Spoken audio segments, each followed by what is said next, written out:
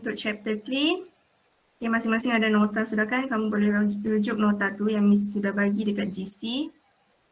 Okay, so untuk chapter 3 kita ada 2 subtopik. Okay, chapter 3 momentum and impulse. 2 subtopik sahaja.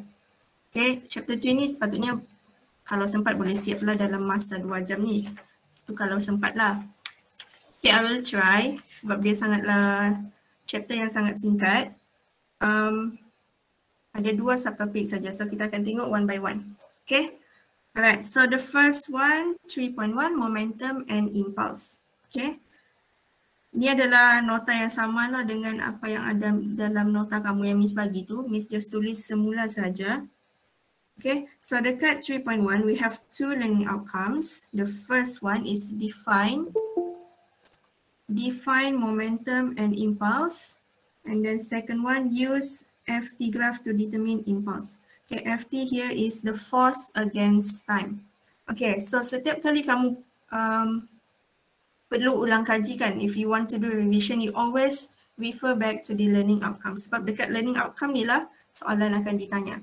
Maksudnya dekat sini, soalan UPS, okay, because UPS is for soalan konsep. So bermaksud soalan konsep ni adalah soalan di mana kamu tengok semula dekat learning outcome.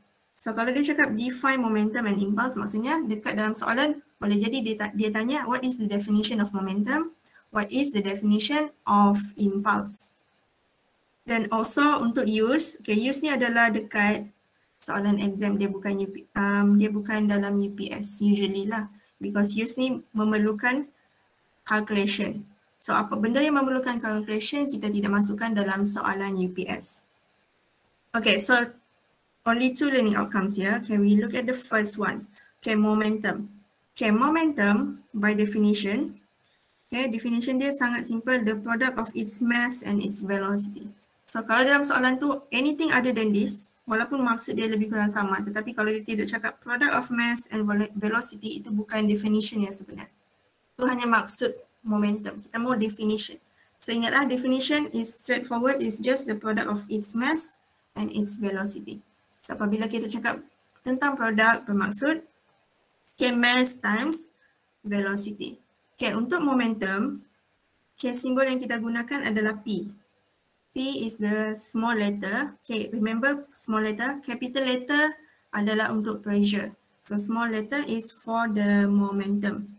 And since velocity is a vector quantity, so immediately the momentum is a vector quantity. So vector, remember we have direction. So maksudnya momentum pun akan ada direction. So direction momentum ni dia akan follow the direction of velocity. Okay, so since mass SI unit dia adalah kg and velocity SI unit dia adalah meter per second, so the unit for momentum is kg meter per second.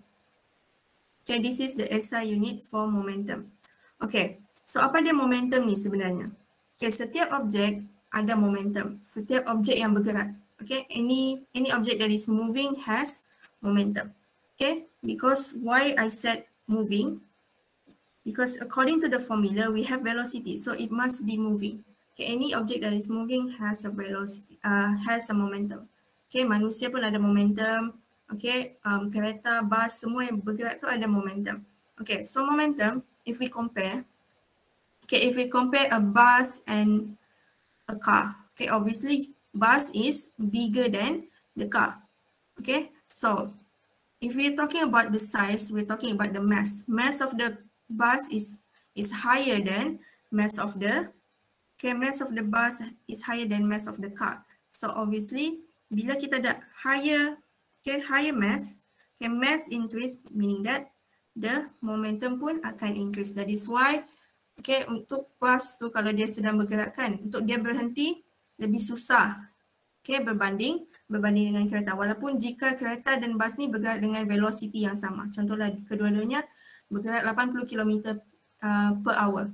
Okay, but bus ni lebih susah untuk dia berhenti dengan kadar yang cepat berbanding kereta. Sebab kenapa? Sebab bus ni ada momentum yang lebih tinggi daripada kereta.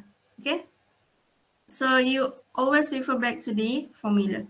So higher velocity, higher momentum. That's why kereta yang lebih laju, okay, lebih susah untuk berhenti daripada kereta yang slow. Okay, this one you can relate to your daily life kan? Benda ni sangat simple.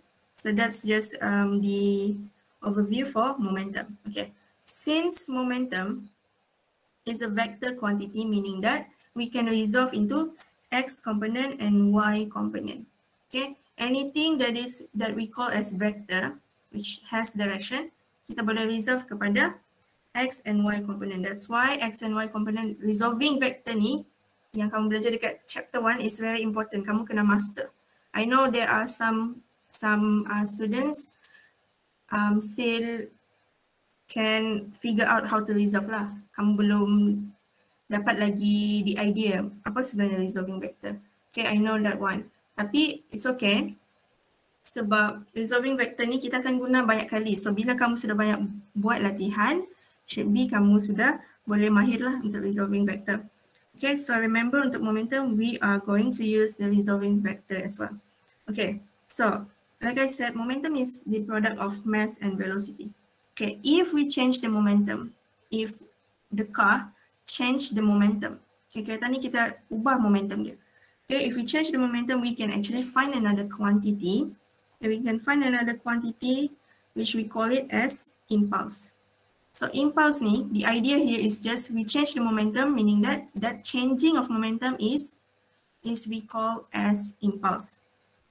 Okay, so usually we change because when we're talking about changing of the momentum, we can either change the mass or the velocity. Okay, but in most cases, okay, we only change the velocity.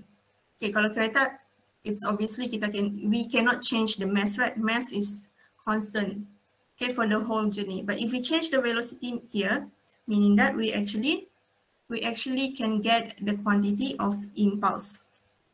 Okay, so impulse, kita gunakan simbol J, is the changing of momentum. Okay, delta dekat sini means the change of momentum. Okay, since I said we only change the velocity, okay, only the velocity changes, so mass is constant, okay, only velocity is changing. So kalau ada perubahan velocity, bermaksud akan ada initial value dan final value. Maksudnya ada dua value dekat sini. So meaning that here, okay, impulse is equal to mass times with the final velocity minus the initial velocity. Final and initial ni maksudnya the change in the velocity. Okay, but in your notes, it's different. Okay, dalam nota kamu, definition yang sebenar adalah product of force and the time interval. Okay, kenapa definition dia bukan change of momentum? Okay, definition dia bukan change of momentum. We can just say that the idea here for impulse is just the change of momentum. But definition is the product of force and the time interval. Okay, kenapa the product of force and the time interval? Okay, so according to Newton's law, okay, Newton's law of motion, which we will learn in chapter 4. Okay, Newton's law of motion ni ada 3. So ni adalah law yang kedua. Okay, law yang kedua, which is F is equal to ma. Okay, I'm pretty sure you are familiar with this formula. Force is equal to mass times with acceleration. Okay, since we know that acceleration is the change in velocity. Okay, since acceleration is the change of velocity divided by the change in time. Okay, ini adalah formula untuk acceleration. Acceleration yang kita belajar dekat chapter 2. Okay, is equal to delta V over delta T. Okay, so if we rearrange this one, M delta V, and then we bring delta T to the left side, okay, we can see here, M delta V actually is equal to impulse. Okay, the change in momentum here is actually equal to impulse. That is why, okay, impulse is equal to the force times with delta T. Okay, so for impulse, we can use two formula. It's either this one or this one. Usually depends kepada information yang kita ada lah. if the information is given in terms of force and and time, we can use this one. If it's given in terms of velocity, we're using this one. Okay, but definition is always the same, product of force and the time interval. Okay, sebab ada satu soalan UPS sebelum ni. Okay, dia tanya what is the definition of impulse? Okay, ABC kan, ABCD. Dan salah satu jawapan tu adalah dia tulis change in momentum. And then another option adalah product of force and the time interval. Okay, change in momentum, technically dia tidak betul. Dia hanya benda yang kita faham. So, benda yang betul adalah this one. That's why I emphasize here why we need to know the definition. Okay, the real definition. Any questions so far? Semua okay kan? Okay, Miss. Okay, Miss. Okay, Miss. Okay, Miss. Okay, Miss. For the response. Okay, so since this one here, force SI unit dia adalah Newton, and then for time it is second. So the unit for impulse adalah Newton second. Okay, Newton second. And kalau kita gunakan formula ni, it will be kg meter per second. Okay, so next one kita tengok adalah force versus time graph. Wait. Okay, force versus time graph. Okay, ni adalah simple saja. Okay, usually any movement of a ball, of a car, okay, dia akan tunjuk in terms of the graph, which is force against time. Dan akan ada time interval in between lah. The initial one or any point, and then the final one. So here, the idea here for this F against time graph ni adalah for us to figure out what is the relationship to the impulse. Okay, sebab kita tahu impulse adalah F delta T. So bermaksud dekat sini, the area under the graph is equal to the impulse. Okay, bukan gradient. Kalau kita mau cari gradient, because we know gradient is y-axis divided by x-axis kan. So F divided by delta T is not equal to impulse. So just remember the area under the graph is equal to impulse, not the gradient. Okay, gradient bukan equal to impulse. And then delta T is just the difference between two time. Okay, either T2 minus T1. So any point lah dekat dalam graph tu. So graph tu kita boleh dapat this kind of graph, ataupun just triangle graph. Okay, kita akan tengok nanti dekat dalam example. Okay, so 3.1 is just simple. Kita just kena tahu what is momentum and what is impulse, and then the FT graph. The three things only. Okay. So Miss akan terus masuk 3.2 sebab 3.2 pun sangat simple. And then baru lepas tu kita akan tengok example. Okay.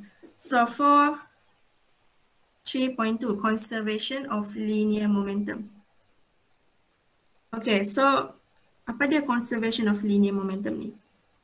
Okay, the idea here is the momentum, okay, total momentum, mesti total momentum of an isolated system is constant or zero. Okay, so dalam satu situasi, usually in collision, okay, we have a collision of two objects.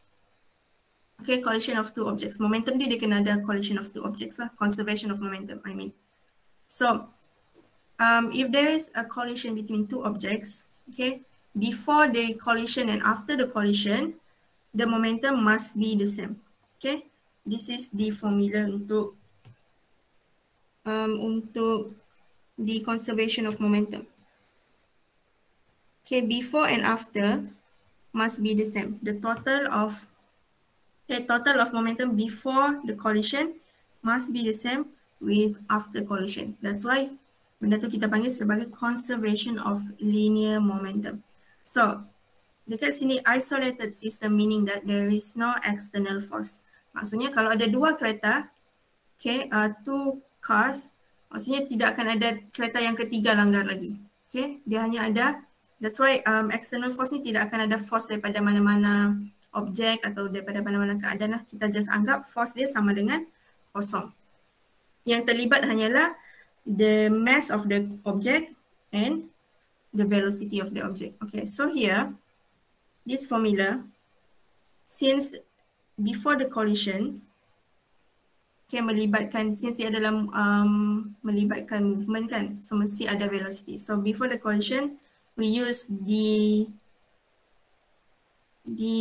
simbol U. U adalah initial velocity untuk objek yang pertama dan untuk objek yang kedua. Sama juga, after the collision, kita akan gunakan V. Okay, so this momentum, conservation of momentum, we can also look at for 2 dimension. Okay, untuk 2 dimension bermaksud akan ada direction menggunakan angle lah dekat sini. Okay, 2 dimension we need to resolve into X and Y component. Okay, so apabila X and Y component, okay, kamu akan buat satu jadual di mana, okay, ni sepatutnya jadual lah. Bila kita buat calculation tu kan. So this one,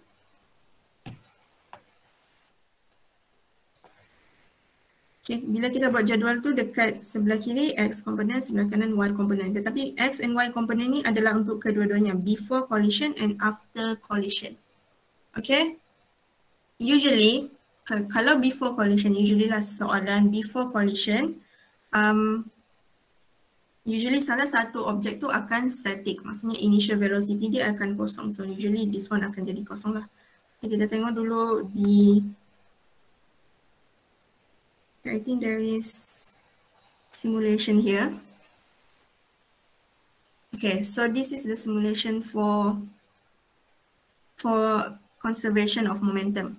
Okay, so we have 2 car here, first and second. We can try to see the initial velocity lah dekat sini, berapa kamu mau state, kamu tentukan. The negative here means that it is in the opposite direction, to the left lah. So this one is going to the left. Kalau dia ke kanan, dia tidak akan berlanggar lah, because we want it to be collision. So this one is negative because it's going to the left. This one is positive, it's going to the right. So here, the mass of each of the car. So maybe this one kita letak 2 kg, this one 1 kg. Okay, ataupun maybe this one kita letak kosong lah. Okay, and then we try to start here. Okay, so here, okay, initially before the collision, initially, okay, the first car, okay, the red car is 5 meter per second, and then the blue is 0 meter per second. Mass still the same. Before and after the collision, mass akan sama, tidak akan berubah.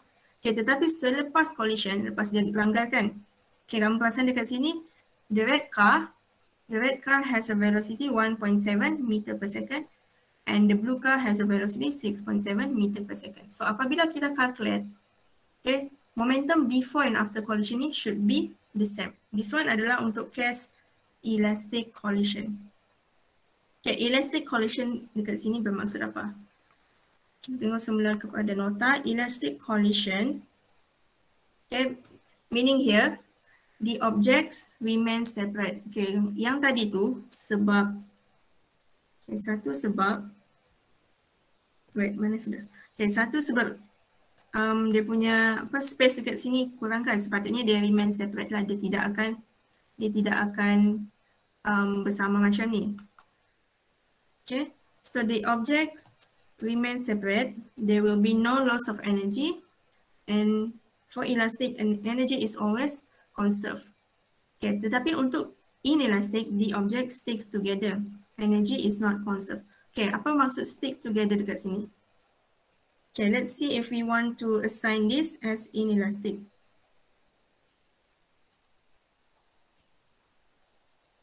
Okay, so kalau inelastic dekat sini, ni maksudnya dia stick together. If they stick together, they will have the same velocity.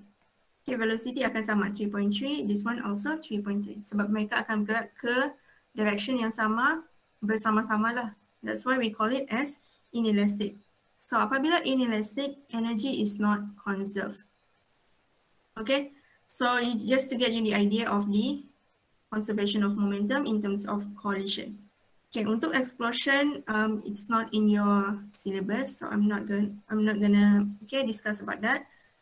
In your syllabus, only elastic and inelastic. Okay, so this one is just simple. Macam mana kita mau tentukan sesuatu collision tu adalah elastic ataupun inelastic. Okay, kita akan tengok dekat kinetic energy. Okay, kalau kinetic energy initial dan final sama, bermaksud the collision is elastic. Okay, kalau kinetic energy final and initial tidak sama, bermaksud the collision is inelastic. Okay, so what is the formula for kinetic energy? Anyone knows? Ada sesiapa tahu? Daniel? Mana Daniel? Daniel ada? Ada. Okay, do you know what is the formula for kinetic energy? Lupa madam. Lupa? Iya. Ada sesiapa yang ingat?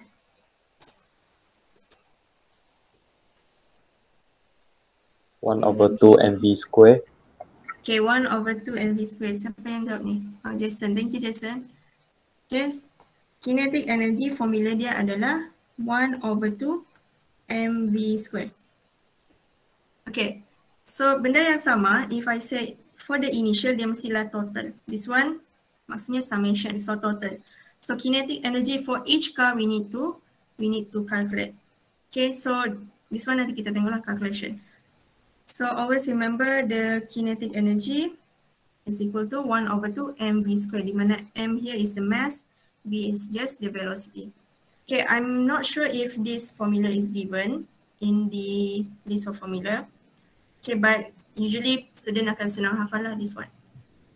Okay, any questions so far about the concept?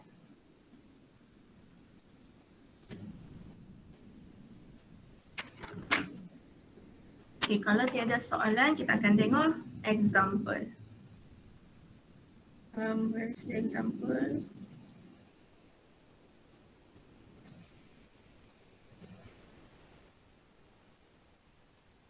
This one, okay, kita akan tengok example yang pertama. Let me padam dulu.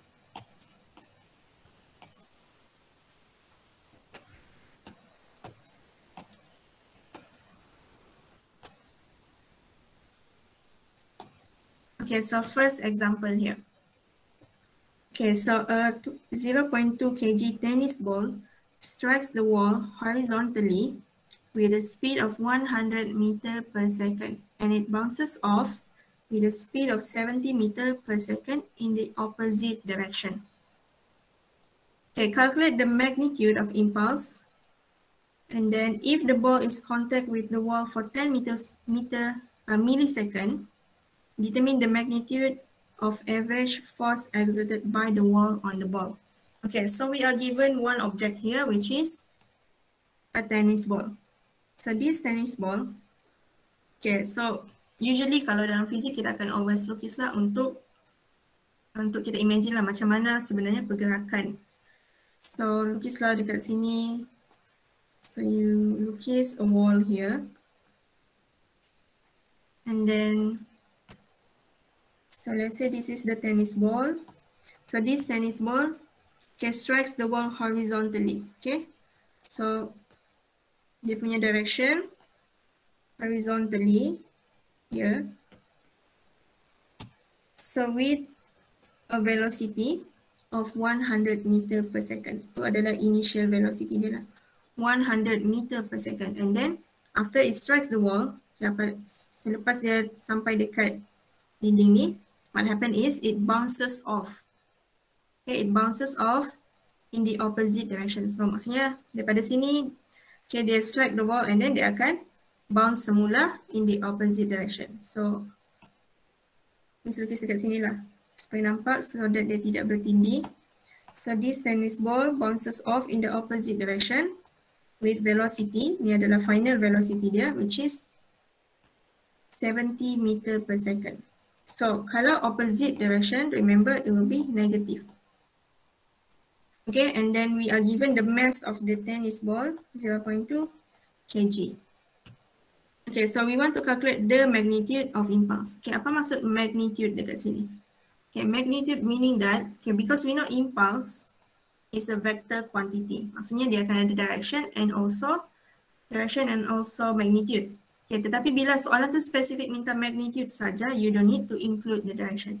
Okay, so always remember memang akan adalah soalan tu dia minta magnitude of impulse or magnitude of the force. So kalau magnitude dia spesifik dekat situ, you don't need to include the positive, negative, the angle. Okay, sama juga macam soalan yang sebelumnya ada soalan dekat chapter 1 tu lah. Okay, soalan tu dua benda yang sama dia tanya. Tetapi kenapa satu soalan ni dia letak positif, dia letak negatif, satu ni tidak letak.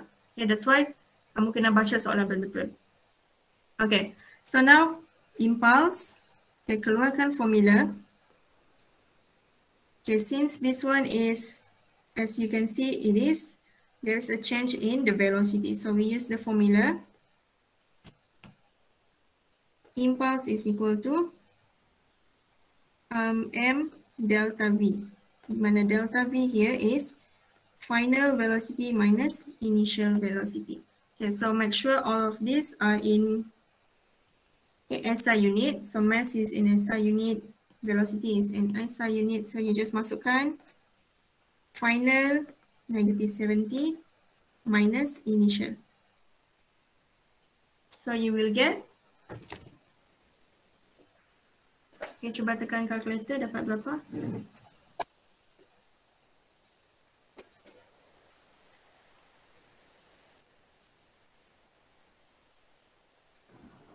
Negative 34. Negative 34. Negative 34.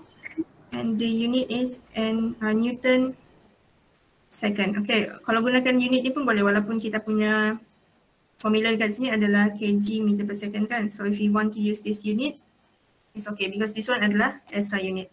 Okay, so since dia minta hanyalah magnitude, so your final answer is just 34 Newton second. Okay, you don't need to include the negative. Negative here is just to see that the direction of impulse is to the left.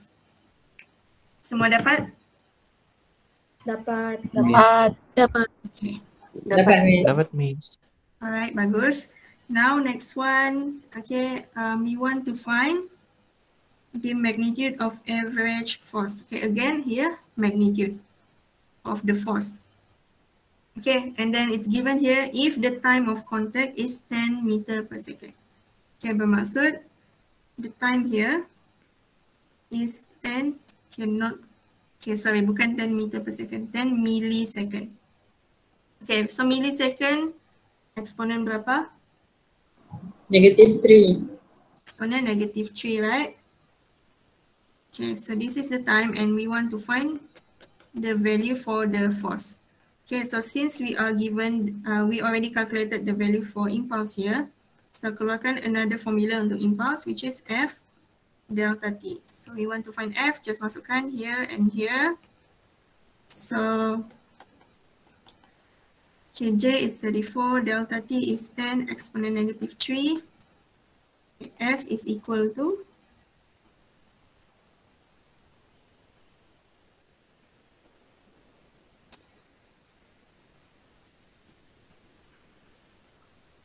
3,400. 3,400, and for force it's just Newton. Okay, since they minta magnitude, right?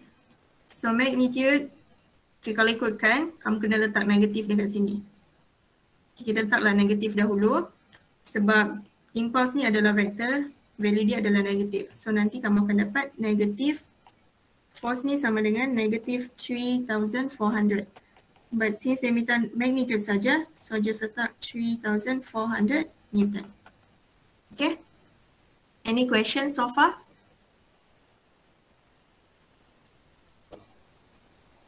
Tak ada, This Miss. one senang kan? Tidak ada masalah. Tak ada. Boleh, Miss. Okay, ni baru mukadimah. Soalan macam ni tiadalah dia mau tanya dekat dalam exam. It's just the basic question only. Okay, kita tengok the next one. Example 2. So example 2 here we are given a graph of F against T. Okay. So an estimated force time curve for a tennis ball of mass 60 gram struck by a racket is shown in the figure. Determine the impulse delivered to the ball and then the speed of the ball after being struck, assuming the ball is being served so it is nearly at rest initially. Okay, so there's a keyword here. So initially dia adalah at rest. Okay, so before that we look at the graph here. Okay, we have the force against time. Okay, kamu kena be careful here. What is the unit here? Okay, unit dekat sini adalah kilonewton. So kilo exponent 3 here is millisecond. So milli exponent negative 3. Okay, mesti tengok dahulu apa unit yang dekat yang ada dekat dalam graph. Okay, so now we are given the mass is 60 gram. So you change to kg. Okay, biasakan untuk convert awal-awal lah. Nanti kamu tidak perasan tu adalah bukan SI unit dan kamu masukkan saja. So biasakan bila kita keluarkan information terus convert kepada SI unit. Okay, so first one we want to find is the impulse. Okay, so remember to find the impulse for a graph. Okay, impulse untuk graph adalah the area under the graph.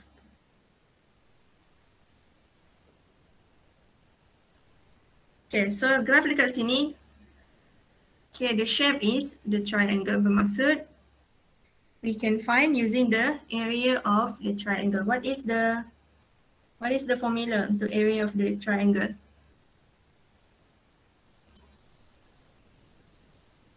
One over 2 times base times height. 1 over times base times height. Okay, so the base here is this one. So 1.8 minus 0.2, which is 1.6, and then times with the height. Okay, wait. Don't forget to include this one. Exponent negative 3 times with the height.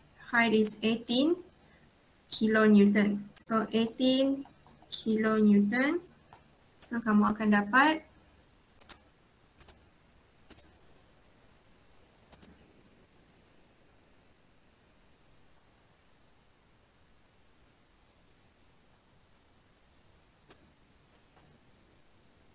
1.6.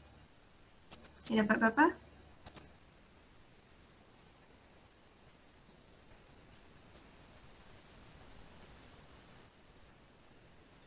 $14.4. 14.4 and the unit is Newton second. Okay, 14.4 Newton second. Thank you yang bagi jawapan. Okay, so next one we want to find the speed of the ball after. Okay, maksudnya final velocity. Value for V. Okay, after being struck, and then the condition here, if initially dia adalah at rest. Bermaksud initially the velocity is 0. So we want to find the speed. Okay, so since this one, since dekat soalan A kita sudah dapat the value for J. Okay, so we can find using the formula for J di mana M delta V. So M here, V minus U. J. So we want to find here is actually the final velocity. So this is what we want. So you just masukkan 14.4 mass is 60 exponent negative 3 V minus 0. So you will get the value for the final speed.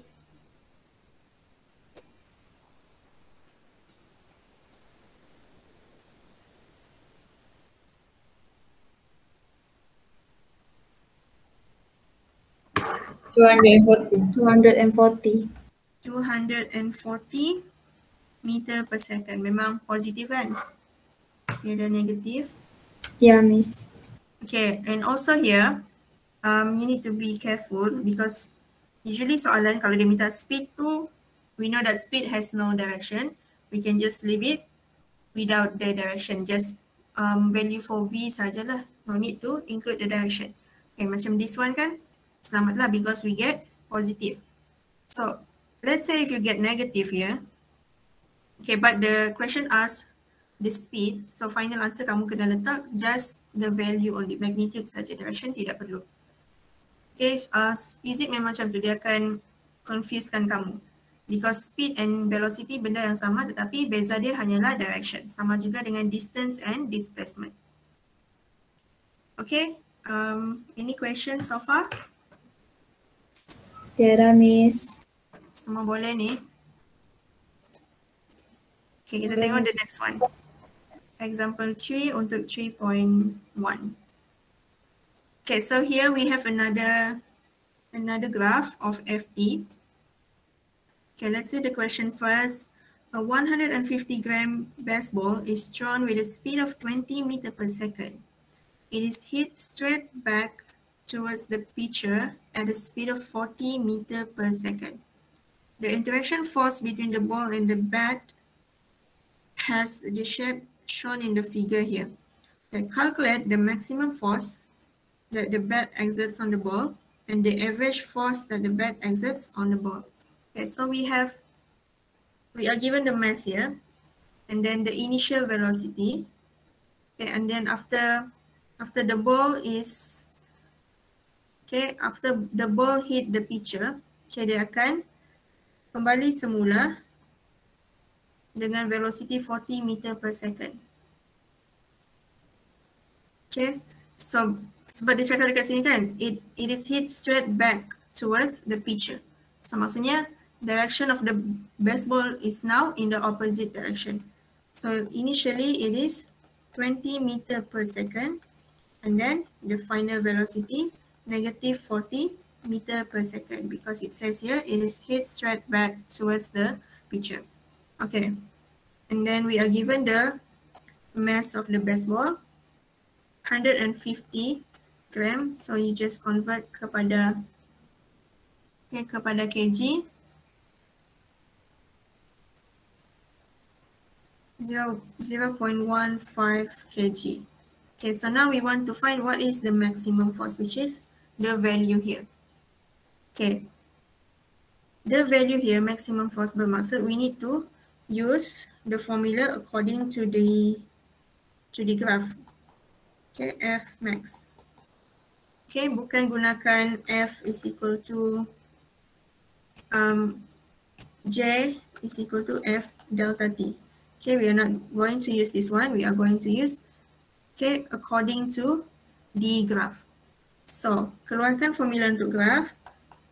Okay, di mana impulse is equal to, because this one is triangle kan, equal to the base, which is the base here is 6 milliseconds. So, terus masukkan pun boleh.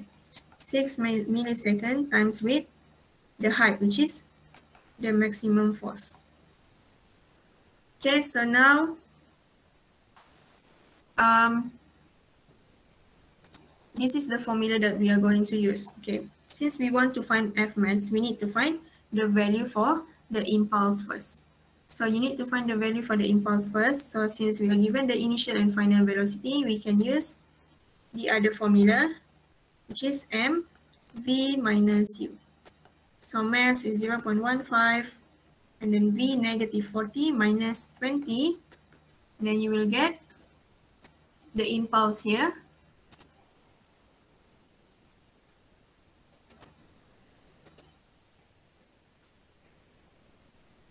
Negative 9. Negative 9. Negative 9. Semua dapat negative 9. And don't forget the unit. Newton second. So this negative 9 you just masukkan dekat sini. Negative 9. 1/2 times 6 exponent negative 3 times F max. So maximum force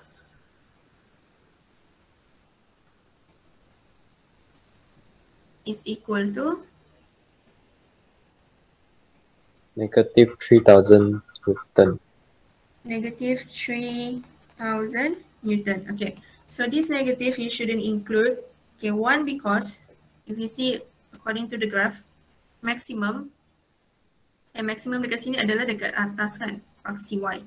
So the final answer here must be in positive value, 3,000 Newton. And since it is maximum value, so maximum value cannot be negative. Okay, so don't forget this one. Alright, next one, okay, we want to find the average force. So now we want to find the average force. Okay, let me put this here. Then we want to find the average force. Okay, benda ni dia pusing-pusing je. Okay, we want to find the average force here. So using the other formula untuk impulse F delta T. And then delta T here is the value here, and then we want to find this one.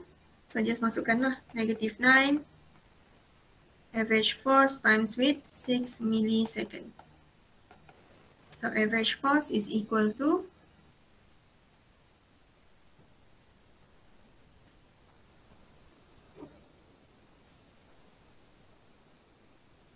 Negative 1,500. negative 1,500 Newton. Okay, so average force can be negative, so you need to include the negative one lah.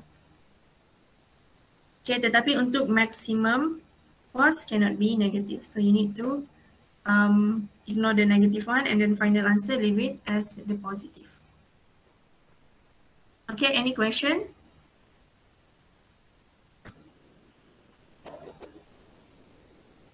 Okay, so basically untuk 3.1, benda yang sama akan ulang. Okay, kita akan gunakan 3 formula macam yang Miss terangkan tadi. First is this one. And then second is this one. Boleh nampak tak tu? And then the next one is just the area under the graph lah. So depends pada graph tu, kalau dia triangle, so you need to use the area for the triangle. If it's just rectangle, so use the area for the rectangle. Okay, so 3.1 is very easy and simple one. Okay, yang penting adalah 3.2. Usually, bila kita cakap pasal momentum and impulse, usually kita akan focus more towards the conservation of linear momentum. Which is, kita akan tengok example 4.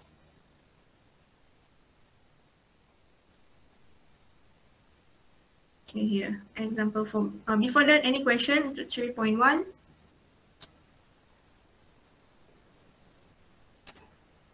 Okay, Miss anggap Tidak, Miss.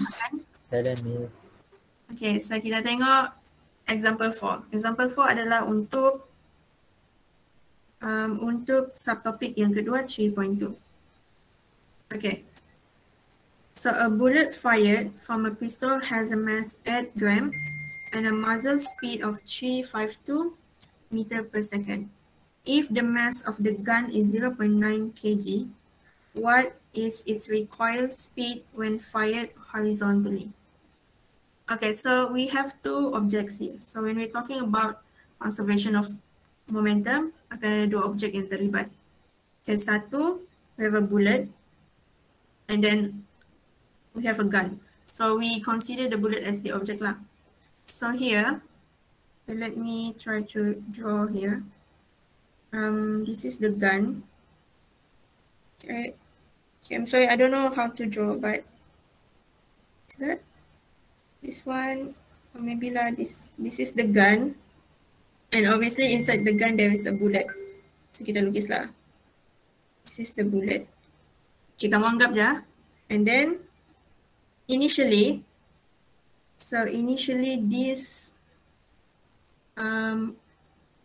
the situation here, initially they are both in rest. Obviously tidak akan ada pergerakan lah dekat sini. So initial velocity of the bullet is 0, and also initial velocity of the gun is 0. And then after that, this bullet is fired horizontally. Adakah dia cakap tadi? Okay, horizontally. So now the bullet is no longer inside the gun. So this is the bullet now. And then when it is fired, okay, it is fired with this speed. Okay, fired with this speed here, which is 352 meter per second. Okay, and then given here the mass of the bullet is at gram.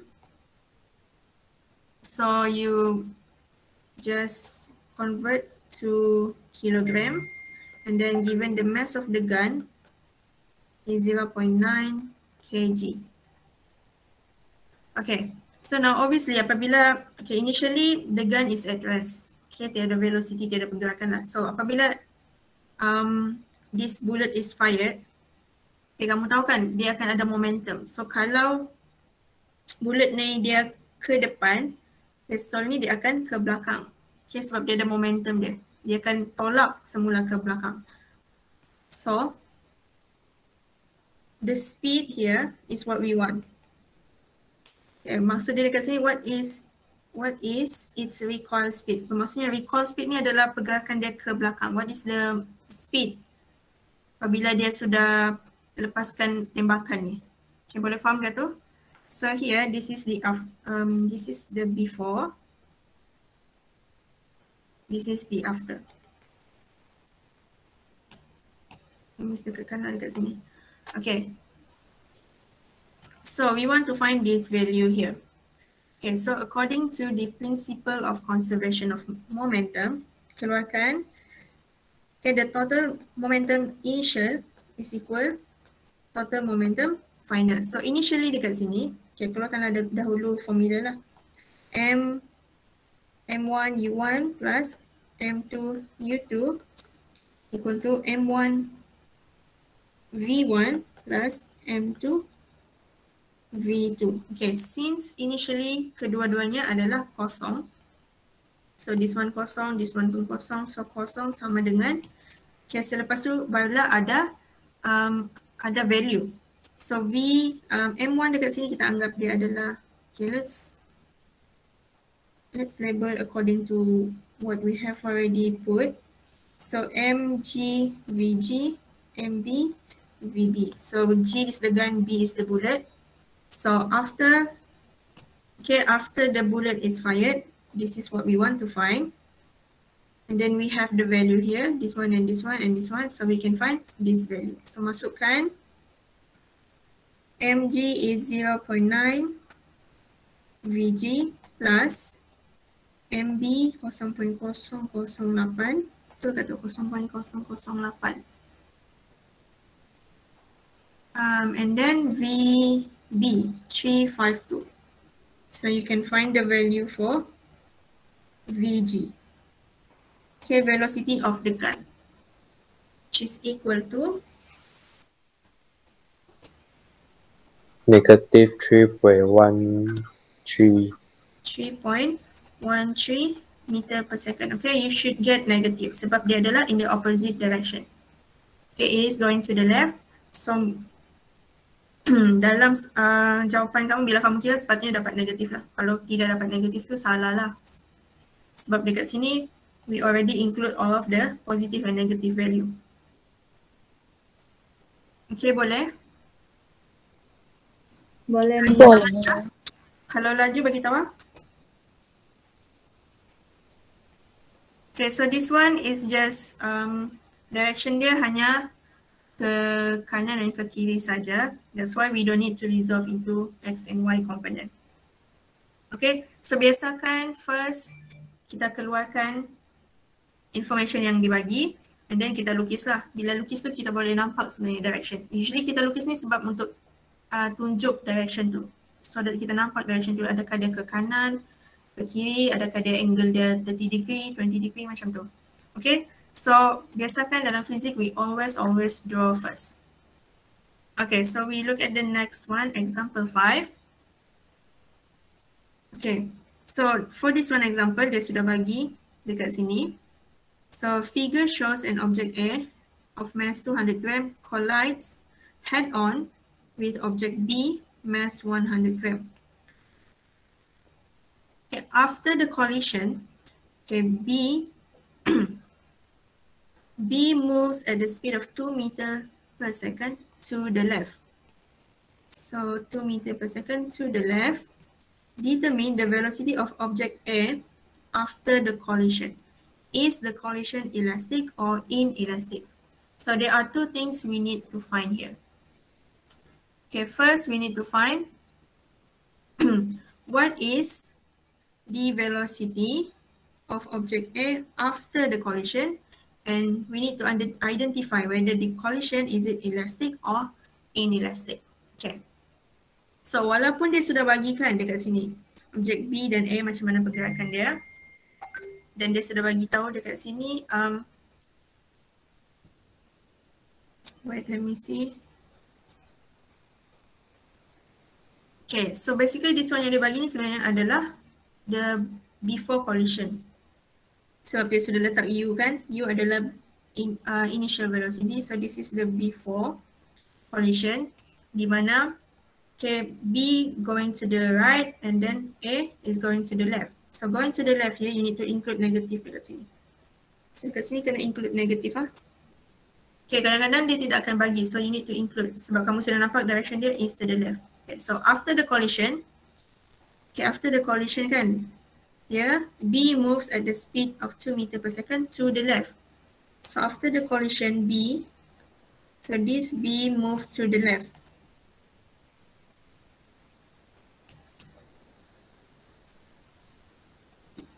Okay, with the velocity of 2 meters per second. So to the left, negative, and then this object A. So object A here, we're not sure where is it moving. Is it moving to the left or to the right? We're not sure. So we want to find this velocity of A after the collision. So this is the situation here.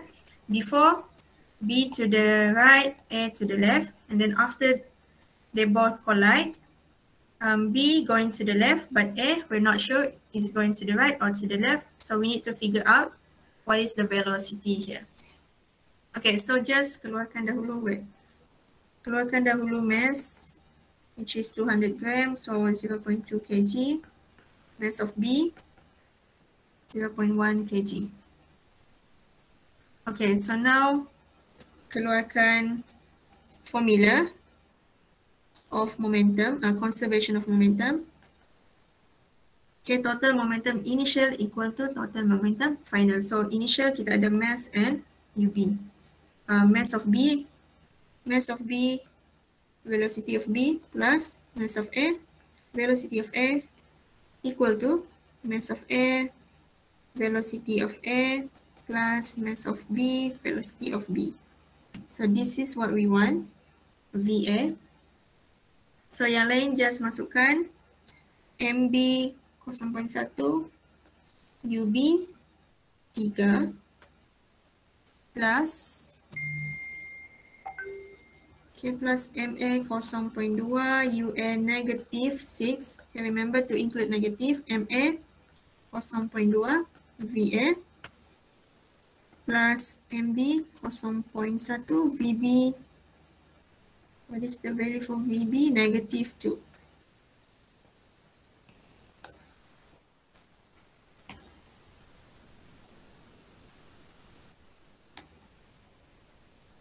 Okay, so the substitute, you can find the value for VA.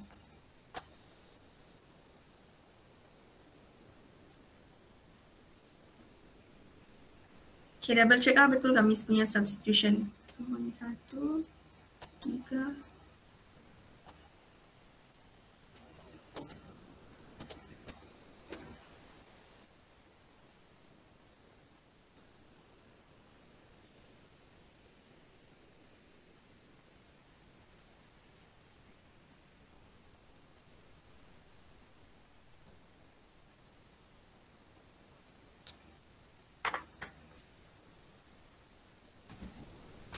$4.5. 4.5. Positive or negative?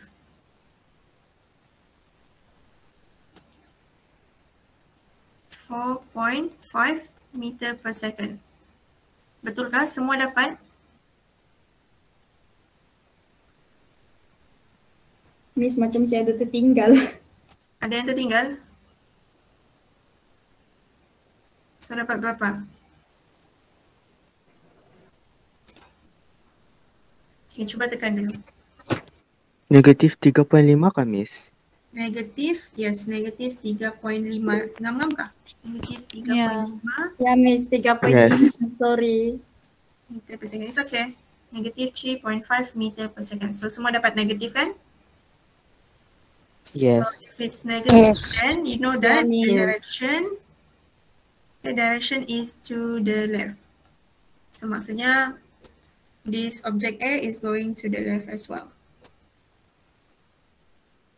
Okay, kamu janganlah ikut Miss punya, sebab Miss terus skip kan daripada sini terus dapat jawapan. Okay, I know actually kalau kita terus skip ni, okay, kita akan tend to make mistakes. So nanti dalam kamu punya solution, kamu kiralah satu-satu dahulu, lepas tu barulah kamu pindah dapat final answer. Okay, jangan terus jump lah. Okay, if you're not sure, okay, to avoid making mistakes, okay, don't terus jump here bila kamu tekan calculator tu. Okay, terus kamu kira dahulu satu-satu, barulah kamu dapat jawapan yang akhir. Okay, sebab Miss buat macam ni, sebab ni adalah step yang penting you need to always include. First, formula. Second, substitution. Substitution mesti betul. Kalau dekat sini ada negatif, kena letak negatif. And then last kali adalah final answer, including the direction, sebab dia minta velocity. So velocity you need to include the direction. Okay. Okay, so next one. Okay, we need to identify whether this collision elastic or inelastic. Okay, so ingat semula untuk kita identify, okay, we need to find the kinetic energy. So kalau sama, total kinetic energy sama, dia adalah elastic. Kalau dia tidak sama, dia adalah inelastic. So we need to calculate each of these. So kita calculate the first, the initial kinetic energy. So like I said earlier, kinetic energy for each of the objects, and then kita kena totalkan. So let me write down the formula first. 1/2, we have object A, UA square plus 1/2 MB UB square. Okay, don't forget the square here. So just masukkan 1/2 MA 0.2 UA. What is the value for UA? Negative 6 square plus 1/2 MB. MB is 0.1 and then UB is 3 square. So kamu akan dapat the total initial kinetic energy is equal to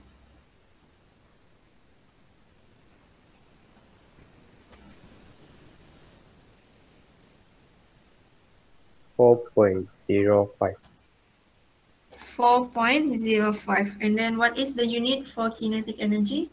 Anyone knows? Ada siapa yang tahu what is the unit untuk energy? So energy sama je dia. Doesn't matter kinetic energy, potential energy. What is the unit? Ingat lagi? Joule. Joule. Okay, thank you. Semangat dia jawab lagi. Okay. Kinetic energy, the unit is joule. Okay, don't forget the unit. Nanti kamu tidak akan dapat markah untuk unit. Okay, and then next one, we find the final one. So 1/2 MA VA square. Now, untuk final kita gunakan final velocity. 1/2 MB VB square. So just masukkan 0.2 VA is negative 3.5 plus 1 over 2 MB 0.1 negative 2 square.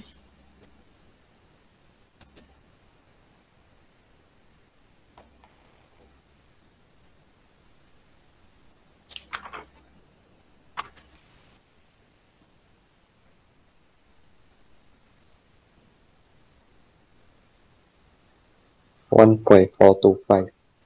1.425 joule. Okay, so now if you compare the value kinetic energy initial and final is not the same.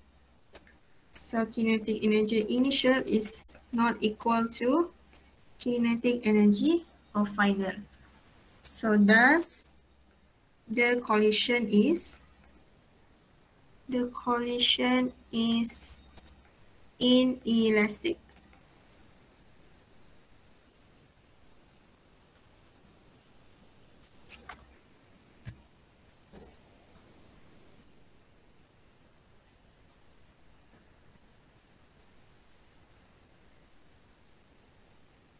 Okay, semua dapat? You just need to first, lepas kamu kirakan satu-satu and then buat conclusion lah. It is not equal, so the conclusion here, collision is inelastic. Okay, any questions so far? Tiada, Miss. Okay, Miss Bot ni dia Tiada. Tiada, Miss. tidak teratur sikit, so nanti kalau kamu buat dalam susunan lah. So this is the first question and then this is the second one. Okay, so can I continue to the next example? Boleh lagi kan ni? Boleh lagi fokus? Boleh, Miss. Boleh, Miss. Jangan kamu hilang. Boleh, semangat. Miss. Masih Boleh, awal Miss. lagi. Saya yakin. Okay, bagus. Yakin. Okay. Next one, example 6. Okay, example 6 here. Okay, we have a car of mass 3000 kg traveling with a velocity of 90 km per hour. Collides with a stationary car of mass 2000 kg. Okay, after the collision, the two cars move with the same velocity. So what is the velocity? Okay, so now we have two cars here. So this is car A, this is B, and then the mass here, mass of car A is 3000 kg, and then for B, 2000 kg. Okay, and then this car A traveling with a velocity of 90 km per hour. Okay, and then it collides with stationary car of mass. Okay, stationary car of mass 2000 kg. Okay, tapi dia tidak bagi tahu kan direction. So we can assume because the other car is stationary. So we can just assume that this car A is going to the right. Okay. So it's going to the right with velocity 90 km per hour. And then this car B is at stationary, so 0. And then after the collision, A and B. So these two cars move with the same velocity. Okay. So remember kita tengok tadi kan di animation. So kalau same velocity ni usually dia adalah inelastic. So bermaksud dia akan stick together. So kita letaklah dia stick together, A and B, and then going to the right. So it moves with same velocity. So this is the before collision. This is the after collision. So we want to find what is the value for V here. Okay. So again, according to the principle of conservation of energy, so initial momentum is equal to final momentum. Okay, since final dekat sini kita hanya ada satu common velocity yang sama. So we can just write down like this, MA plus MB and then V. Sebab velocity dia sama kan, so just tekan sahaja MA plus MB. And then this is what we want. Since UB adalah kosong, this is 0. So MA is 3. Okay, wait, before that, okay, I forgot, you need to convert this one. Okay, convert 90 km per hour. Okay, 2 meter per second. Okay, cuba convert dahulu. Okay, ingat lagi macam mana mau convert?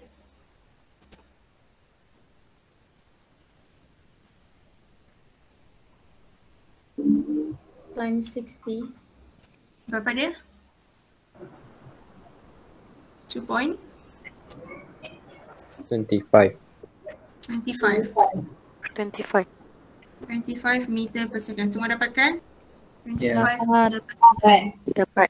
Okay, I don't want to show you again how to convert. Okay, you need to figure out because ni sudah ulang banyak kali before this. So, remember always to convert to SI unit. So, masukkan MA 3000, UA 25 equal to 3000 plus 2000 V. And then final velocity is equal to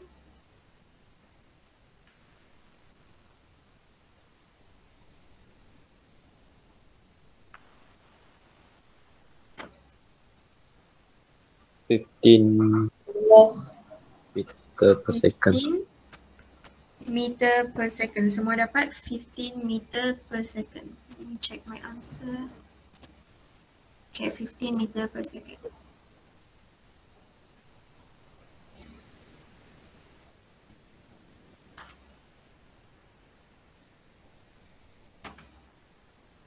Okay, any questions so far?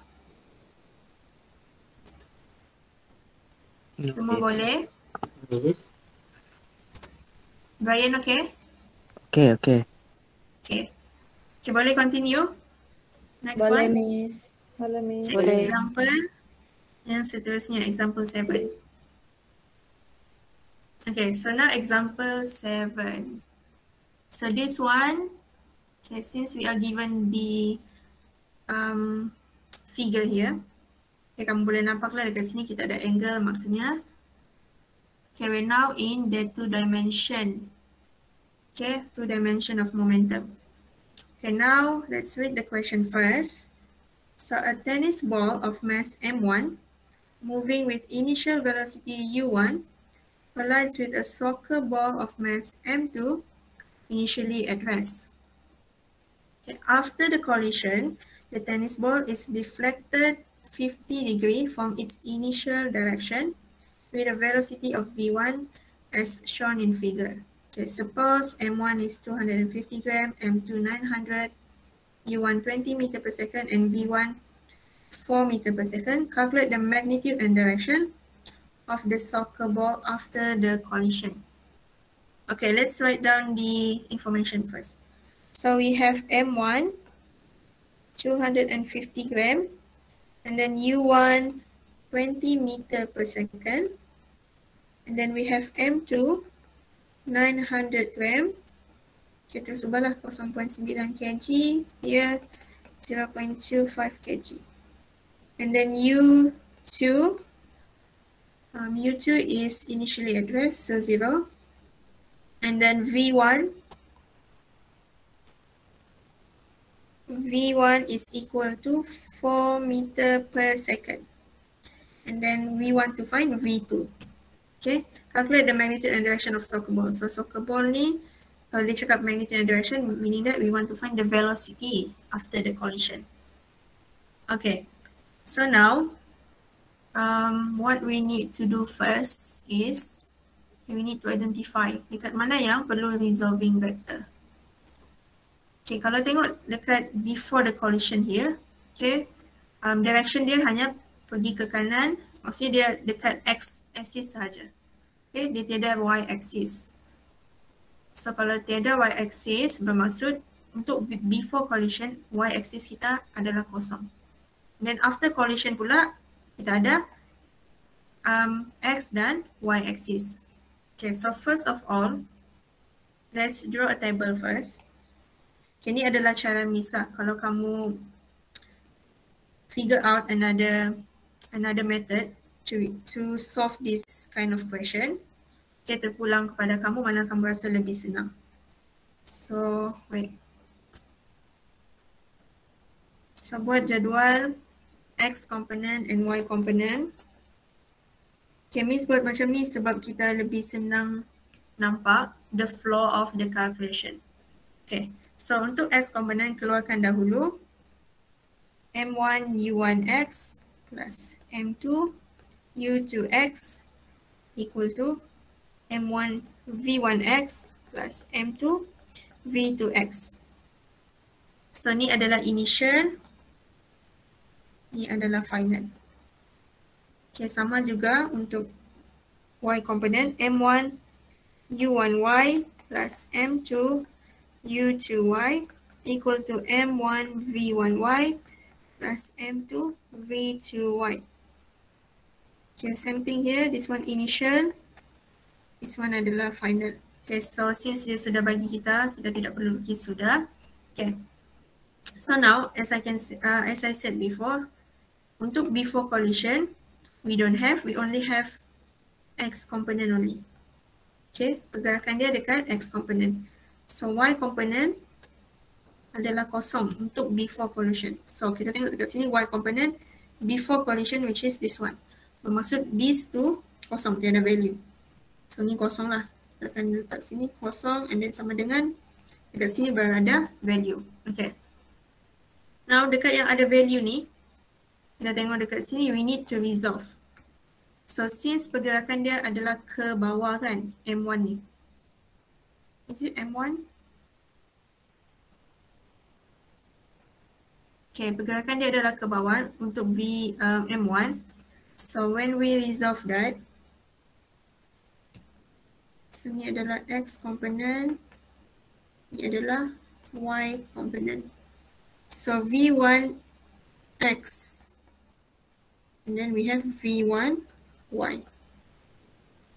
Okay, V1 we have the value is equal to, what's the value V1? 4. So 4, since kita kena resolve kan? So 4 cos 50. Okay, resolving vector 4 cos 50. And then Vy pula, dia ke bawah. So negative 4 sin 50. Okay, cuba calculate dulu. 4 cos 50 berapa? Negative 4 sin 50 berapa?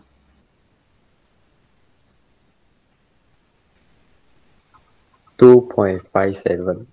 2.57 for V1X. 2.57 meter per second. And then V1Y. Negative 3.06. 3.06 meter per second. Okay, so now we have the X and Y component for the after collision untuk M1. Okay, M2 yang kita mau carikan. We're not sure. M2 ni dia pergi mana? Adakah dia pergi atas juga ataupun adakah dia pergi atas ataupun dia pergi bawah juga? We're not sure. That's why we need to find the value and the direction. Okay, magnitude and direction. Okay, so now that we have V1X, V1Y. Okay, untuk U1X, U2X, V1X, V2X. Do we need this one as well? Right. Okay, kita tidak perlu sebab satu X component untuk initial tiada value. This one kita sudah ada, which is this one. Okay, so now masukkan M1. Value untuk M1 0.25. U1 adalah this one. Okay, sebab dia memang dekat X component, so no angle. 20 plus this one adalah kosong because it is initially at stationary. So sama dengan M1 V1X. So M1 V1X yang tadi kamu kira dekat sini 2.57 57 plus M2 0.9 V2X. So we don't know V2X. This is what we want. Okay, so kamu akan dapat V2X is equal to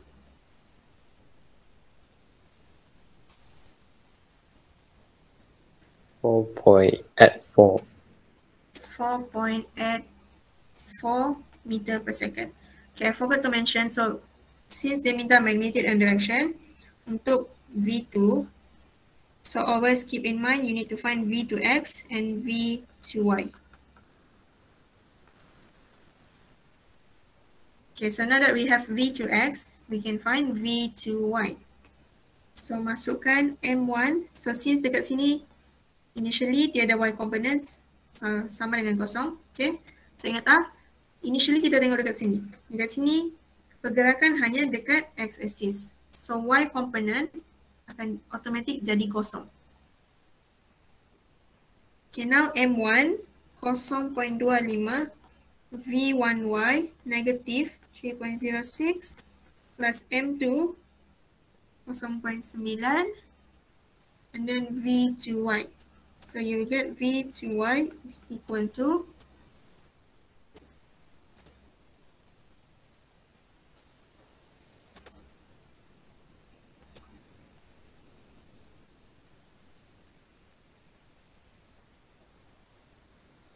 0.85. 0.85 meter per second. Okay, make sure kamu tekan kalkulator. Jason dia bagi jawapan dari tadi. Make sure yang lain ni dapat jawapan yang sama. Dapat, Miss. Dapat kan? Okay. Okay, so now kita sudah ada X and Y component untuk V2. So we want to find the magnitude. So cari magnitude. Benda yang sama macam sebelum ni. We want to find the magnitude V2 is equal to V2X square plus V2Y square. Okay, so just masukkan V2X 4.84 square plus V2Y 0.85 square. So you will get V2 is equal to 4.91. 4.91 meter per second.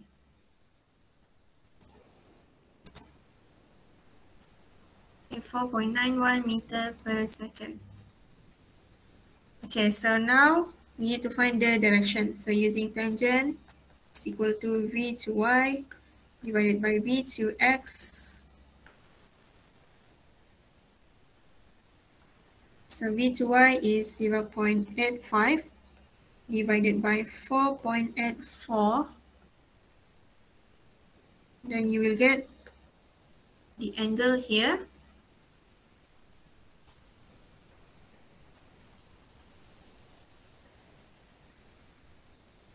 (9.96). 9.96 degree. Okay, 9.96 degree. Okay, thank you Daniel. Daniel pun jawab juga.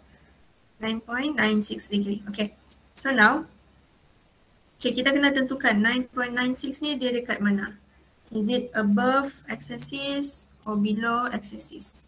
Okay, macam mana mau tentukan? Where do you think this one, this angle? Is it above or below? Kita always reference kepada x-axis kan dekat sini. So adakah pergerakan V2 tu ke bawah juga ataupun adakah dia ke atas? Any idea? Siapa yang tahu? Atas, Miss. Above. Atas. Okay, where do you think atas? Sebab dia punya velocity positif. Okay, sebab velocity positif. Ya. Are you sure? Velocity yang mana ni? Because the degree is positive. Okay, because the degree is positive. Okay, kenapa kita dapat degree positif? Sedangkan dekat sini kalau ikutkan Kat sini dia adalah modulus kan. So kalau kita letak negatif dekat sini, in the end dia akan jadi positif juga. So macam mana kalau contohnya kita dapat negatif dekat sini. In the end sebab dia adalah modulus, kita akan dapat degree tu always positif. Macam tu kah kita akan tentukan? Tidak. Okay. Tidak kan? Tidak boleh macam tu. Sebab in the end degree kamu will be always positive sebab dia adalah modulus. Okay, so how we determine whether the position adalah above or below? Kita tengok berbalik kepada X component and Y component.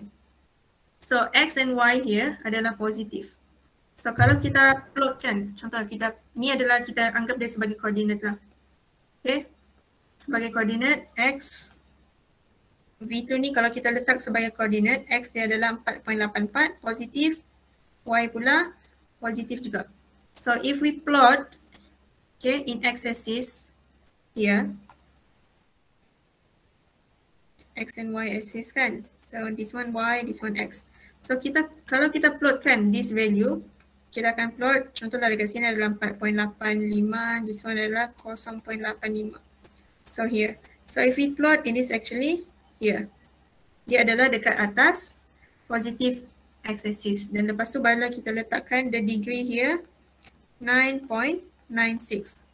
Okay, so always remember how to determine whether the position adalah di atas atau di bawah. Kita bukan tengok angle ni tau. Angle ni will be always positive sebab kita sudah gunakan modulus di sini.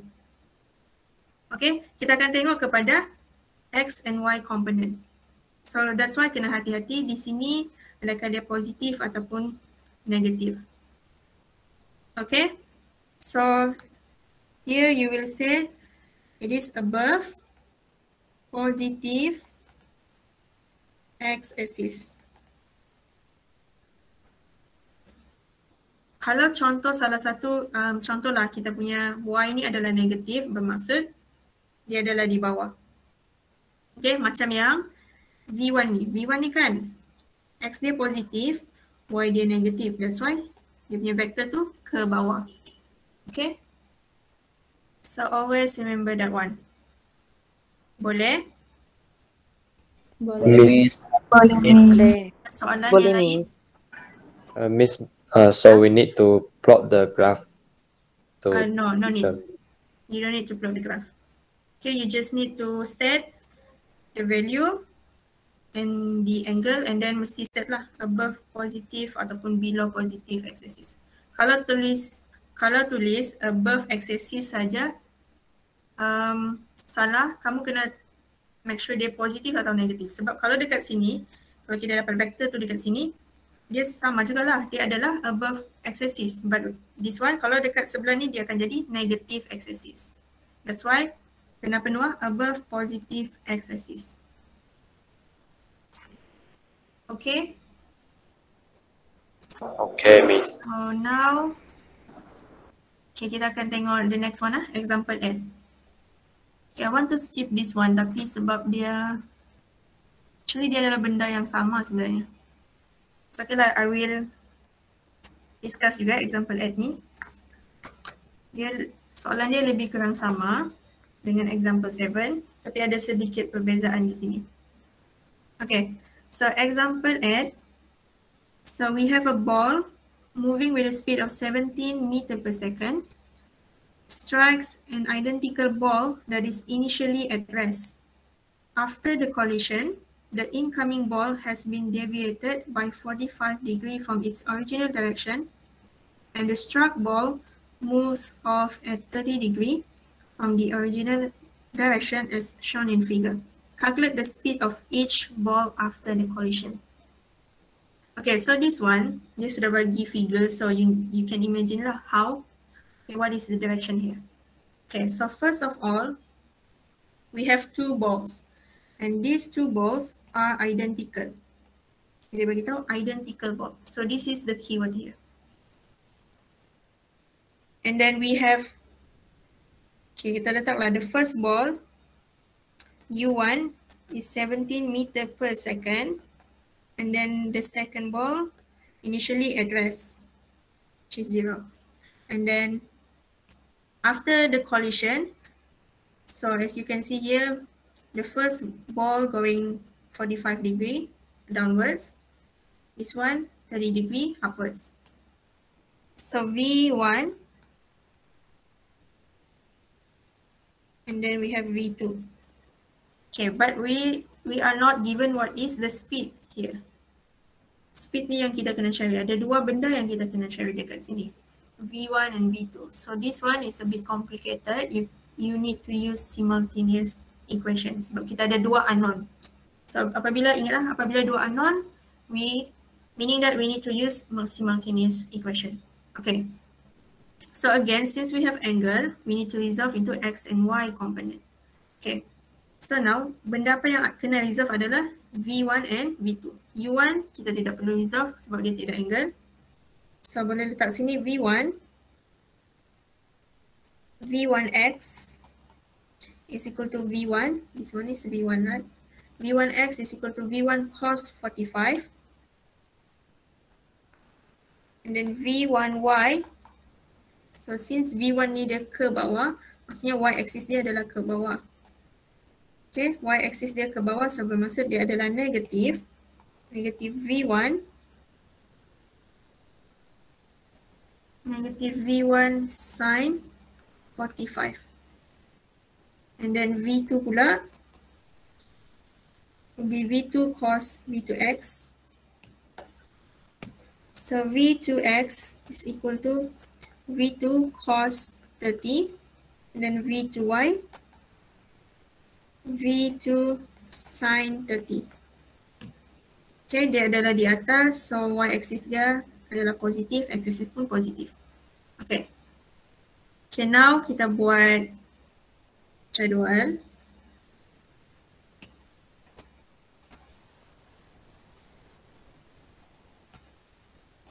So divided into x and y component.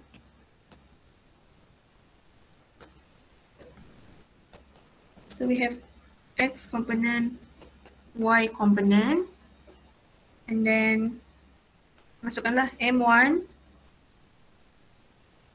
U1 plus M2 U2 is equal to M1 V1x plus M2 V2x. Okay, this one pun x, but because for initially dia hanya diletak dekat horizontal juga, so we just straight away use the value that is given.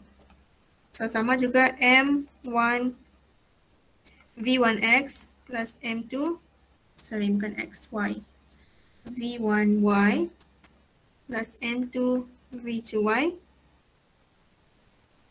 equal M1, okay wait, sorry salah, M1 U1y plus M2 U2y equal to M1 V1y plus M2 V2y. Okay, so since before the collision, we only have x component, so this one y component tiada kan, so this one immediately dia adalah sama dengan kosong. And then U2 adalah kosong, so this one adalah kosong. And then what else? Okay, now we can substitute all of this. Okay, since this one kita tiada value kan, so just substitute saja dahulu. Okay, before that, we are not given the mass here, mass M1 and M2. So how do we do this one if we are not given the mass? Berapa mass dekat sini? Can we just assume the mass here?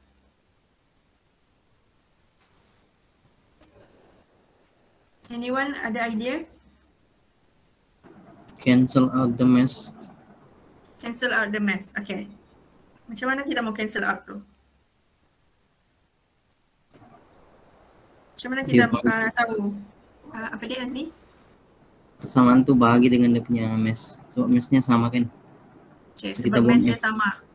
Okay, because the, thank you Azmi. Because the keyword here, identical ball. So kalau identical ball, mass adalah sama. M1 akan sama dengan M2. So we can just use M. Kita bolehlah gunakan satu simbol yang sama because M1 and M2 is the same thing. So here when we substitute here, M1 ni letak M sahaja, and then U1 is 17 equal to M1 adalah M, and then since dua benda ni adalah sama kan, so kita boleh factorkan V1x is this one, V1 cos 45 plus V2x, V2 cos 30. So we can cancel this value for M. Okay, so just you need to remember lah, ada certain keywords dekat sini bila cakap identical, maksudnya apa yang identical? Bila identical, kita boleh cakap mass dia adalah sama. Okay, so now that we can cancel this one, so kamu boleh dapat kat sini 17 is equal to, okay, what is, cuba tekan calculator, what is cos 45?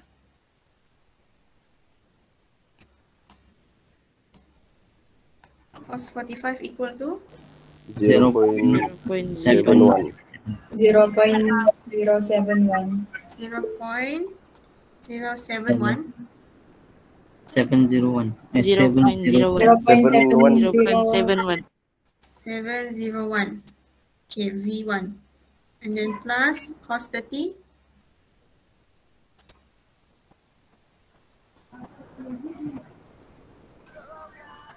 Miss, Ya, 707 yang pertama tuh. 707. Ya. Betul? 0.707. So cos 30 0.866. 0.866 V2. Okay. So now we have the first equation here. This is the first equation. Okay, we cannot solve this one yet. So just letakkan in simplest form lah. Kalau kamu mau letakkan in terms of cos 45 ni pun boleh juga. Okay. So sekarang ni sebab bila kamu nampak perkataan, kamu akan rasa macam susah. That's why Miss minta kamu letak in terms of value. Tapi kalau letakkan in terms of cos 45 pun boleh. And then in the end kamu akan dapat number juga. Okay. So now, untuk Y component, so just masukkan dekat sini M1. Again, M1 ni adalah M. Wait.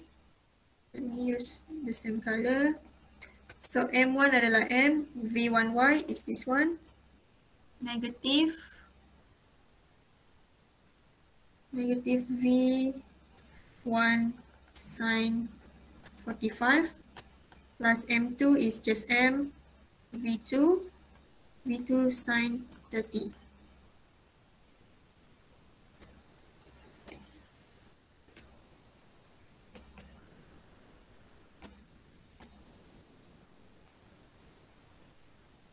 Okay, so lepas tu kamu boleh pindahlah this one ke sebelah. M negative V, not negative, positive sudahlah. Positive.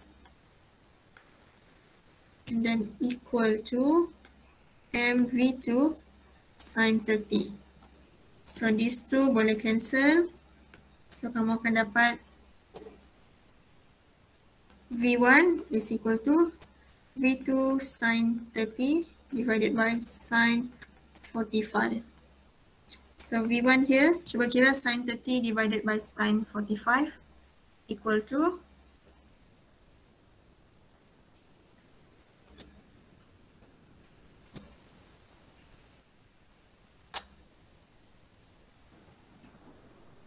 0.70. 0.7071. 0.071. Yeah. V2. Yes, Miss. Betul kan? 0.7071. Okay, so now that we have two equation, so just solve lah macam biasa. Okay, so just masukkan equation 2 into here. Okay, itu cara Miss lah, mana yang kamu rasa lebih senang bagi kamu. Okay, up to you. So we just substitute 2 into 1.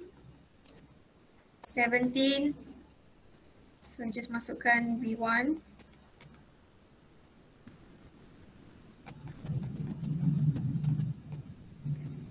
and you will get V2 equal to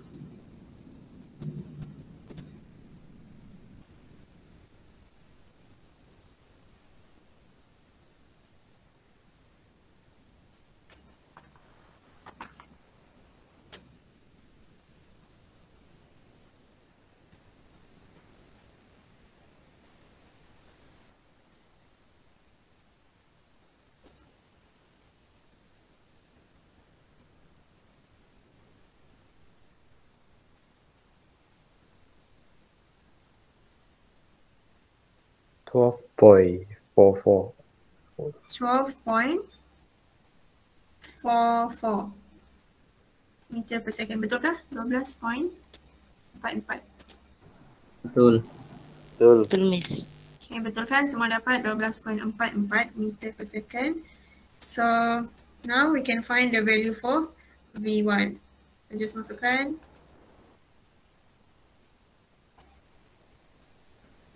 So akan dapat V1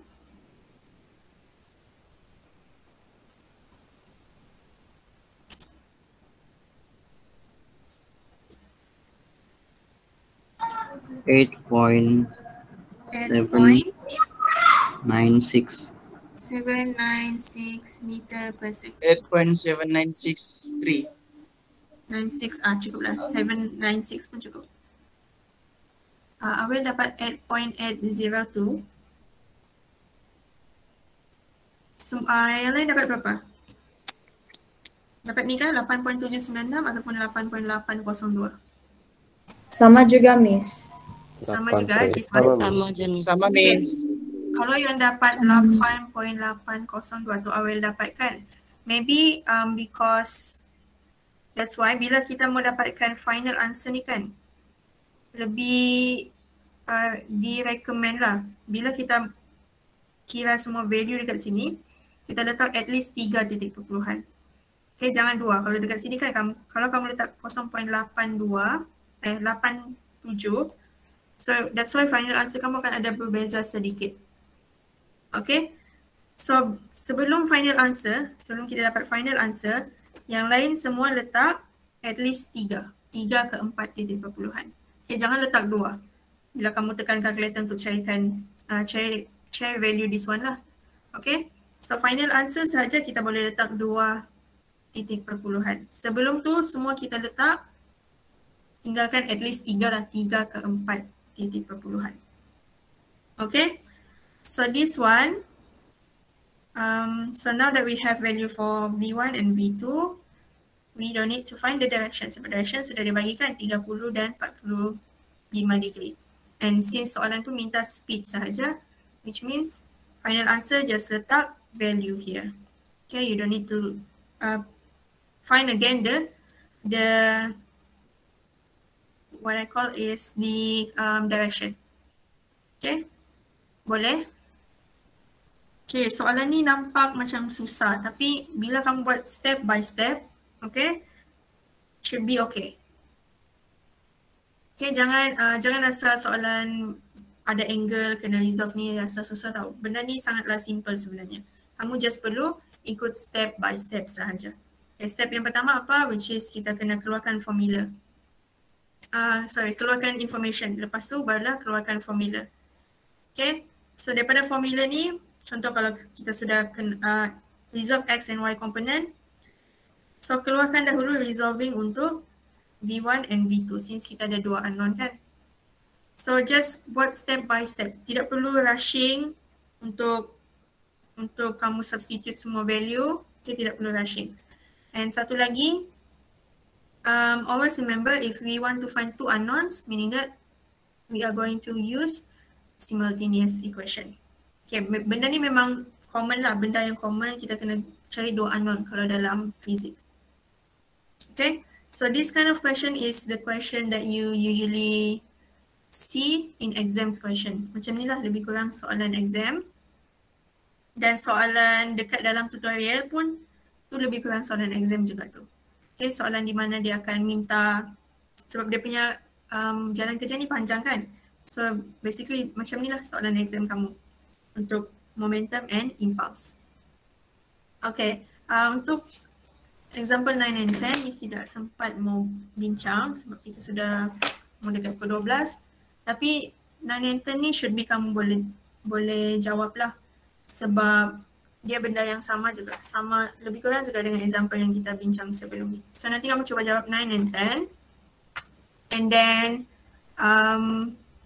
like I said untuk chapter 3 dia adalah chapter yang singkat. So kita boleh habiskan dalam masa 2 jam. So maksudnya minggu depan kita masuk chapter 4 sudah. Boleh kan? So Boleh, Miss. boleh cuba Boleh, Miss. buat soalan tutorial. Okay, soalan tutorial wajib buat lah. Semua wajib buat dan wajib hantar. Okay, sebab nanti memang akan ada daripada pihak college akan check lah soalan tutorial ni. That's why Miss minta kamu buat. Okay, tapi untuk chapter 3, Miss akan bagi masa berapa lama kamu perlukan. Seminggu boleh. So Jumaat minggu depan kita hantar chapter 3 tutorial. So seminggu tu kamu cuba buatlah chapter 3 punya. And then Rabu minggu depan kita sudah boleh masuk chapter 4. Okay, kita kena rushing sebab satu, Miss tengok ada kelas lain dia sudah masuk chapter 4 sudah. Laju betul. Sebab satu kita mau UPS. Okay, UPS, Miss baru dapat semalam baru ada info yang terbaru lah. Sepatutnya UPS tu dekat sini kan minggu 30 Ogos. Okay, minggu last ni. Minggu 30 Ogos. Tetapi sudah diubah ke minggu di sini. Minggu 6 September ni. So akan ada satu hari dekat minggu ni kita akan buat UPS. Tapi belum ada tarikh yang tetap lagi. Sebab satu, tapi yang confirm memang kena buat minggu ni lah. Okay, UPS chapter 1 until chapter 4. That's why Miss kena rushing lah. Chapter 4 ni before minggu ni kita kena sudah siap chapter 4 sudah. And then chapter 4 pun chapter yang panjang juga. That's why I need to focus on chapter 4 more lah. Okay, so just a heads up lah. Okay, di minggu ni kita akan buat UPS. Dan UPS dia adalah multiple choice question, ABC dan soalan konsep. Semua kita akan jawab melalui Google Form. Okay. So before we end the class, any question?